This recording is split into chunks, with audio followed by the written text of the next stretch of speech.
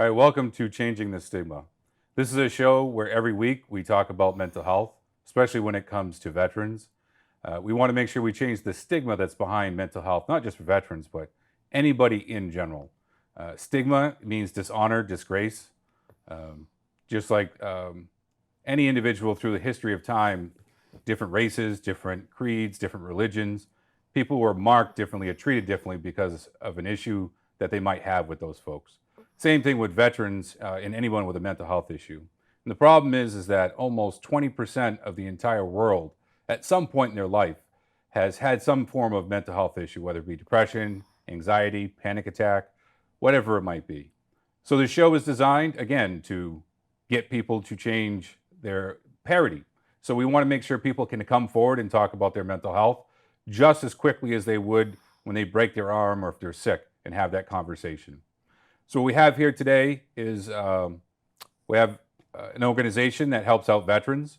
Uh, there's a big need out there for different veteran organizations, especially when it comes to veterans that are homeless. Maybe they find new housing, employment. With myself being a veteran, I'm really into the veteran issues and giving back to those veterans because a lot of veterans are very prideful and they don't want to come forward and ask for help. But when they do get together and get that courage to come forward for the help, we do need those organizations out there to be able to assist them. My name is James Cline. I am the host of this show, and I will have my guest introduce herself. Hi, James. Thank you for having me. My name is Julie Weymouth. I am the co-founder and executive director of the Homeland Heroes Foundation. We're a foundation that's based out of New Hampshire, but we do serve veterans in Mass, Maine, and Vermont as well. Okay, tell the audience a little bit about what Homeland Heroes Foundation, what is the mission and kind of what do you do? Well, we supply veterans with an assortment of different things that they need. A veteran can come to us with literally nothing, and they can leave with everything. We have two donation centers. One is Right. in Salem, New Hampshire. One is in Northampton, New Hampshire, and both of them are filled with furniture, gently used furniture, items that come from our community. People donate them. We Right. typically pick them up and bring them. We don't take anything that has any tears, any staining, anything, any broken. We want a veteran to come in to our establishment and feel as though they're honored and respected and it's a dignified experience. So we're very, very picky about what we take. Again, it is gently used, but it's all in excellent condition. And kind of the rule of thumb is Right. if I wouldn't put it in my own home, I wouldn't donate it to a veteran. Right. So that's one of the things that we do, and that's one of the things that kind of propelled us 10 years ago to start this organization. Mhm. Since then, we've added other things to that agenda. We do purchase new televisions for them. We do recondition laptops, mostly for disabled veterans, shut-in veteran, or perhaps a young veteran starting a new business. Right. We do food and gas cards all the time. We pay for homeless veterans who are in transition. They may be working with Easter Seals of the VA, and there may be a little bit of a lag before they can get them into permanent or temporary housing. So we would never want them to spend any time in their vehicle. So we will pay Right. for a hotel. Oftentimes we'll deliver a food card or we'll bring them a restaurant gift card or Right. try to make it seem like, they're Right. not just stuck in a hotel room for 48 or 72 hours looking at the TV. We Right. just try to make it as pleasant as possible if we can. We buy new mattresses in Box Springs. We would Yep. never take a used mattress. I would never want to sleep on a used mattress, so I wouldn't expect a veteran to. Right. So we do buy new mattresses, and now we've added into our for this coming year, we've added into our budget funds for utilities, heat, Okay. electric.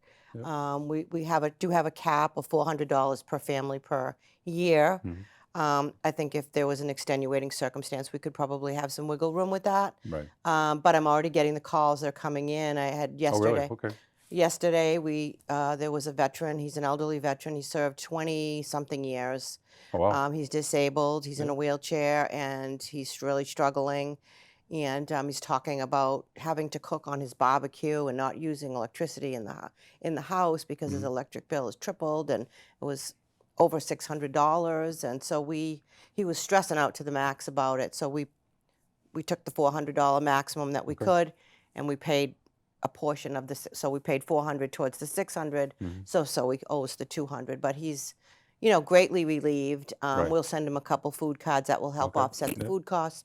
So it kind of will even out. I got a call today from a veteran who lives in a trailer. He's 78 years old. He has some health issues. He's disabled. He served in the Vietnam War. Yep. And he told me that we've served him before in other capacities. We tried to help him. He had a wife that was like a credit card spender, and she spent like $27,000 against Retail therapy. Yeah, $27,000. And Wow. then she walked out and left him because it was on his credit cards. And he didn't want to just not pay them because he's been a very honorable man. Right. And so we got him connected with an organization that does down the debt. So he's been doing that, and we got today, I was talking to him because we helped him get the rental assistance program, and they pay the land rent, which is $445 a month. Right. So he's had that assistance for the last 9 months. Yep. And I added up all his bills today, and all his bills come to more than what he gets for Social Security. Oh, wow. So he said to me, every week I go to the store and I have to make a choice of what I'm going to get. And he said, I predominantly live on bread and milk. Yeah. I mean, it broke my heart. Yep. So I got Meals on Wheels on the phone. I said, you need to get over there like ASAP. Yeah. Get him food, freezer food for the weekend too. And that's all done. So I set him up with, we're going to try to get him some food stamps. I bought him, I and we can be interchanged. If I say I don't really Well, I mean mean, you are a founder of the organization, so. But I always mean we, but sometimes I say I. So, but I ordered a laptop for him because he said he could, like when I was on the phone with the Meals on Wheels people, she said to him, you're never going to be able to see our menu on that phone. Right. So I said, I'm going to send you a laptop. He started to cry. I mean, it was just the saddest thing. Right. And so we ordered him a laptop today, and that's going out next week. And I sent him $150 in food cards and a $50 gas card. I mean, this is what we do. We have a hands-on approach. We've grown substantially through the years, but we still have that kind of bootstrap, hands-on approach where everyone feels, no one feels like a number. Right. So you talked about the VA and the Easter SEALs kind of making referrals to your program.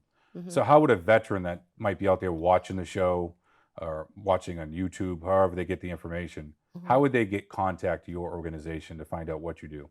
Well, they can call us. They can go on our website. All the numbers and emails are listed there. The website is homelandheroesfoundation.org. Remember to spell heroes, Heroes. Everyone spells it wrong. Our phone number, we have a landline phone number there, and my email is there. And just reach us and find us on socials. We have Homeland Heroes Facebook page. We have Twitter, LinkedIn. What else? I don't know. All the social pages we have. We're easily accessible at this point. Right. So anybody who needs us, just reach out. We don't do every single thing. We don't put in... typically don't put in new heating systems and new windows. Sometimes we get calls like that, but, we're not to that extent yet, but, we do a lot, so. Well, I remember one of our first conversations, what kind of drew me towards the organization was the fact that you do kind of like one-offs. But not just the one-offs, it was the fact that if a veteran calls, if you don't feel like you can help them, you don't leave them hanging. Absolutely. In other words, you don't leave a soldier behind. So do you have any kind of like stories or testimonials as to where you may not have been able to help them directly, but might have connected them with some other folks that could help them out? You don't have enough time for all my stories. I'll give an example of like one or two. I'm going to give you, I'll give you two that come right to my mind. One is, this one goes back a little bit further than the next one I'll share with you. I got a call from, I don't remember now if it was Easter SEALs or the VA, but it was one of those. And they were working with a young woman whose husband was serving on a ship in the Russian Ocean at the time. Okay. And she was here. Her family was all living down south, and she was here living on base at Portsmouth Navy Shipyard. She was living either on base or right off base. Right. She had an eight-month-old baby girl who was suffering from a condition called bicephaly, which, if you don't know what that is, it's an area of the head that can get flattened, and it can be hereditary, or it can be from leaving the child too long in that seated position where the head you know, it can be kind of from neglect or it can be Okay. hereditary. In this case, it was hereditary. Mhm. The baby was throwing up a lot. She was feeling ill a lot, crying a lot. And this young mother was desperate for help. Right. And TRICARE, who was the insurance company for active duty military, Right. told her that what she was asking for was that the helmet, the protective helmet. Mhm. And they said, we can't get the helmet unless she requires the surgery. And the mother said, but why can't we just try that, you know, as a Mhm. preventative? And so so either Easter Seals or VA called us and said, can you help? And so I said, well, let me call this woman. So I called her. We had a long conversation. She was so upset. The baby was sick a lot. She was here alone. Her family was down south, as I mentioned. Her husband's serving overseas, and she doesn't know what to do. And I said, we'll get you the helmet. The helmet cost $3,000. Wow. Yep, we raised the money to get the helmet. We bought the helmet for her. Mhm. And lo and behold, the baby did not need the surgery. Wow. Whether or Okay. not it was direct result of the helmet, I guess we'll never know. Right. But, you know, there's things I look at that about, and I say, you know, number one, we helped that little baby girl. I mean, Yep. she only had a certain amount of time because the cranial bones are formed by 12 months. Okay. So there was a small window of time, 8 to 12 months, that we had to get this done. Mhm. We had it done in 2 weeks. I mean, she had the helmet in two weeks. Right. So we helped that little girl. We helped the mom who was out of her mind. Mhm. And maybe even most importantly, it was force readiness. Because now that dad doesn't have to worry about, he can focus on his He mission. doesn't have to stress. He doesn't have the stress of worrying about his Right. family. So that to me was huge. Yep. So that's one. And actually, she came to one of our events with the baby, and Mhm. it was wonderful. Yeah. The baby had the helmet on. Everyone signed the helmet. It was Right. cute. So that was really good. And then another one, we got a young woman. She was a Marine, and she had come to us for new beds and furniture and things like Mhm. that. And then she bought a small fixer-upper home that she saved for years, every nickel dime, and she did all kinds of work herself. And she called after we gave her all these other things. She a couple months later called and said, "You're never going to guess, but the septic system has now gone, and it's leaching through the garage, and it's hazardous waste, and the town is telling me that I need to get out, Mhm. and I have nowhere to go, and I'm a single mother with 2 children. Right. Do you do septics?"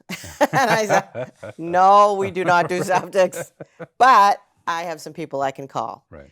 So I called one of my friends who's a combat veteran, and Mhm. he's in the construction field. And I said, "What, you know anybody?" And he said, "Yes, I do. I'm good friends with Justin Landry, who has Landry Septic, and let me call him." So he called Landry Septic, and he said he was a Marine, he was willing to donate his time. And Right. then I said to Justin, "Where are you going to get the products? Where are you going to get, you know, the tank and the stone and this and that?" And he said, "I'm going to get that from Lamia Concrete." So I said, "Okay, I'm going to write a letter to Lamia Concrete and see if they can give us a discount." Right. Wrote a letter, got a call back from the owner, 90-year-old veteran, another Marine who Gotta love works, those jarheads, right? yeah, who still worked every day. Oh, wow. He's since passed away. He just passed away recently, the poor thing. But he wrote me a letter. I'm sorry, he called me and he said, "I love what you guys are doing. I'm donating everything." Oh, wow. So she got the whole septic system installed. That's a $25,000 job. Right. Cost her zero. Right. We paid for the engineer to do the blueprint, and we paid for 2 pump outs. Okay. So Homeland Heroes paid about $2,000, Right. and the rest, as I said, was donated. So that young Marine Right. didn't have to go homeless, and now she has a brand new septic system Right. that will last for the next, I don't know, 50 years, who knows. But Right. that's the kind of stuff we do. Yeah. Not leaving any soldiers, Marines, No. sailors, If we can do it, we will. airmen behind. hmm Make sure you follow through and get them connected. hmm What other organizations do you work with besides Easter Seals and the VA? Harbor Care, Okay. Liberty House sends people our way a lot. Portsmouth Navy Shipyard. We get a lot of calls now from just individuals who find us on Facebook and our socials. But it's predominantly the VA, SSVF, Harbor Care, hmm um, the shipyard, and it's predominantly those people. I know there's Right. others, but they're not coming to my mind right now. I think that everybody that deals with veterans in New Hampshire knows who we are at this point, and they call us.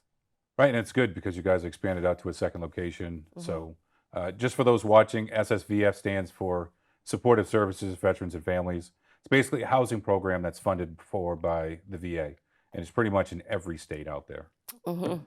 Um, so, what about you being involved with veterans? How did you get involved with the organization and kind of start the foundation? Well, I've always been the type of person that likes to help people ever since I Mhm. was knee high to a grasshopper. It's just Yeah, my personality. right. And so, kind of a natural flow of things. 10 years ago, a friend of mine and I were talking, and we both wanted, we both love our veterans, Mhm. and we just wanted to do something in our little corner of the world to be productive. So we said, well, let's do something. And okay, where do we start? That's literally where it started, just Mhm. having conversations.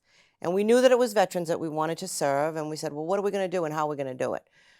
Okay, we have no idea. So let's call the Portsmouth Navy Shipyard. And that was a fiasco too, because getting to the right person, can you imagine me on the other end of the Right. phone? Hi, my name is Julie, and we want to help veterans. And who could I speak? They probably thought I was cuckoo.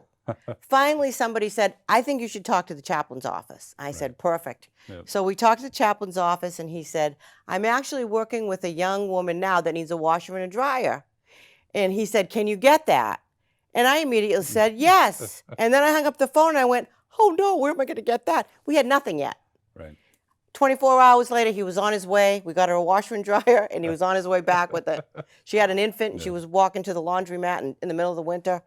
So that's where it started. And we said, what else can we do? And he said, furniture. Furniture's a big deal. Guys come home, they left all their furniture behind. They Right. have nothing. They need furniture. They come home. They're getting divorced. They have no furniture. Right. Or there's a sundry of different reasons why they have to start over and they Right. don't have the ability to buy new furniture. I mean, that's an expensive thing to have Yes, to it do. is. So he said furniture is a big deal. So we started. We got an 8x10 storage unit, Mhm. and I started calling every military organization, Mhm. in New Hampshire. And before you know it, that storage unit was so full you couldn't even move. But that became a little bit of an issue because how do you get in? How do you see what's in the So, where back? was the furniture coming from? Our community. It was donated by our community. We started a Facebook page and we Yeah. said, if you're getting a new sofa, if you have an old, kitchen set that is in good shape, you don't want it, we'll come and get it. Let us know. And every week, I mean, it was getting to be Right. like a lot. We were picking up everything. And um, then I finally convinced, we have a friend, my co-founder and I have a friend Mhm. who's a very wealthy commercial property owner. Mhm. It took us about a year, but we could finally convince him to give us some space. Okay. And he gave us some space. I'm not saying it was waterfront property, Right. but it was some space. It was Yep. started out 2,000 square feet. We ended up busting out a wall because he just ended up loving us, of course. And we ended up with 5,000 square feet, but it wasn't Yep. ideal because we had to go up 5 steps to get there. And Okay. Yeah. so we finally said, we have to move. And it was just part of the growth process. And we got a new location in Salem, New Hampshire. There's a garage bay, and so it makes Right. life a whole lot easier. And we have about 2,000 square feet now, but I have an office there, and we have a boardroom Mhm. there. And so that works really, really well. And my goal from the beginning was to always have multiple locations Mhm. because it's difficult. If you have a veteran that's in Rochester or somewhere up north, it's difficult to get to Salem. Right. There's a lot of veterans. We did some research, and there's a lot of veterans on the seacoast that we discovered need help. Right. So we just wanted to be there, and so that's where we decided our second location should be. So Right. So, if someone is a veteran or they know a veteran that might be in the need of some furniture or household items or Mhm. whatnot, what's kind of the process for them to get those items from you? they just go on our website, Yep. and if it's a veteran, they find where it says veteran. It's right Mhm. across the top on the menu. Click there, and it says furniture donation application or non-furniture application. So they click whichever one, Mhm. fill out the form. The form comes to us, and we react accordingly. If it's the case of furniture, then the donation center coordinator in either location would make the initial phone call to the Right. veteran and coordinate a time to come and pick up. Mhm. We don't deliver the furniture. Right. There are times when we do. In Yep. fact, yesterday we had from Salem, Mass. We had an elderly disabled veteran who needed an air conditioner, and I mean, I think now that's probably not so necessary, but Right.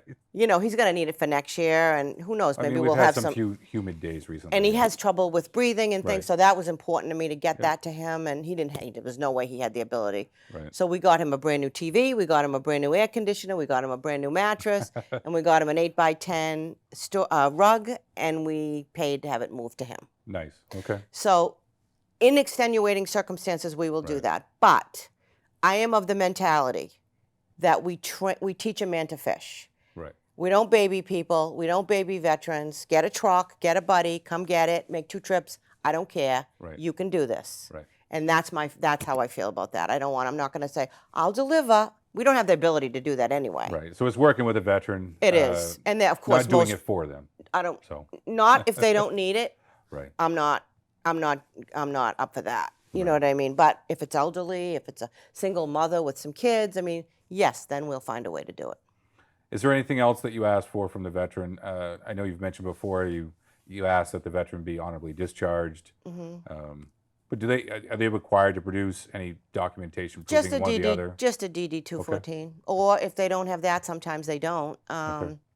A VA card will be fine. VA card with okay. the picture. That's it. No long forms. Right. No, extenuating financials and 7 years of documents and Right. all these other things. Then they go forget it. You know what I mean? It's very simple. And our philosophy is, you served us. It's our turn to serve you. Yeah, it's different than trying to get benefits from like the state or the VA, where you have to fill out Very 2 different. inches thick Yeah, of no, paperwork just to get $6 in food stamps or something. No. It's a quick form, and no.